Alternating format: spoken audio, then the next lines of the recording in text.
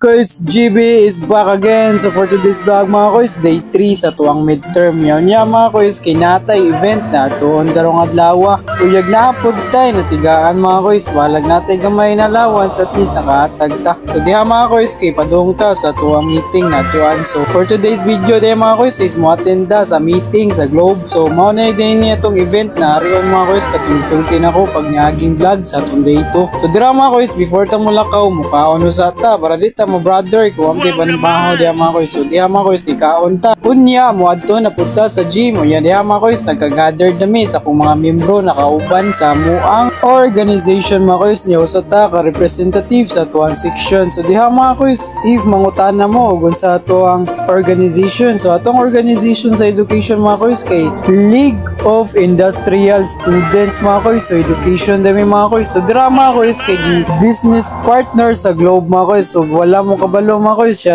may usa ka business partner sa Globe. So diha mga koys, kay ang gina-explain o kung sa mga possible na mahitabo if ever wala mo'y tarong na privacy, or even though na wala mo kabaw kung saan ninyo pod na masecure inyong account. So dira mga koys, kinagpaduwa usa si sir mga koys. So niya ang price diha mga koys is power bank or t-shirt nila mga koys. So grabe sortia sa nakadawat mga koys. So which is katon silang tulo mga koys nakadawat og t-shirt, but katong usang mga koys kinahutdan man og t-shirt. So power bank na lang iyahan, nahutdan naman sa power bank mga koys, kidagan kinaka-answer pod. So diha mga koys kay gina-explain kung paano ninyo mas ma-secured pa yung privacy. So diha gisulti ni sir mga koys na importante is dili ninyo i-share ang inyong information about sa iyong birthday or asa mo gapuyo mga koys, kay mao na pinaka-valuable na importante sa tong ginabuhi na dili pwede mahibaw ang uban kay daghan na pod kay mga scammer mga koys. So diha mga koys is wala ra pod ta nagdugay kay 2 hours ra ang meeting mga koys. So niuli ra pod ta sa tong balay mga koys, kay which is atong klase is 4:30 pa.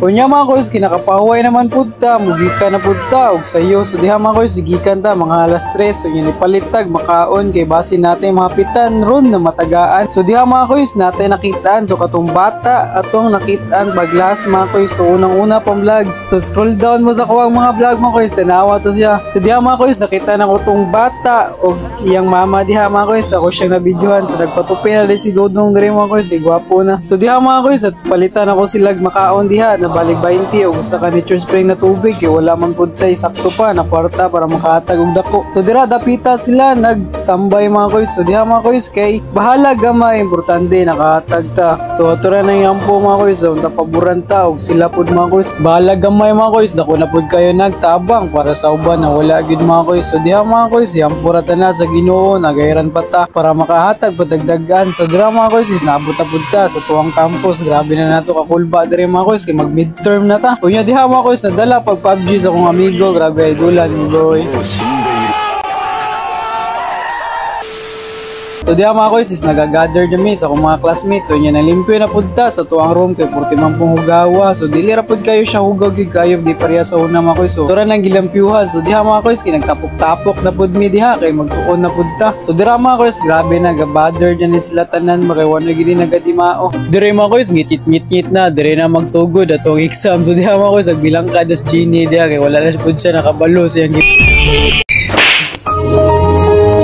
So diha mga koys is atong gibuhat diha is nikaon na pud ta kay grabe na bother na tani dag ikabuhi na tag sugod. So diha mga koys, nikaon ta unya nagandam tag papel diha para sa exam. Unya diri mga koys, so taon naabot ta pud ato ang instructor diha mga koys, wala na ta ka video. So dira mga koys is successful ra pud ang ato ang midterm exam mga koys, which is nakasabot ra pud ta sa mga question na gihatag sa atong instructor. Diri mga koys, nakita na tong naong ni Miss Jessica na da bother na gid na sister na gid siya o tanawang naong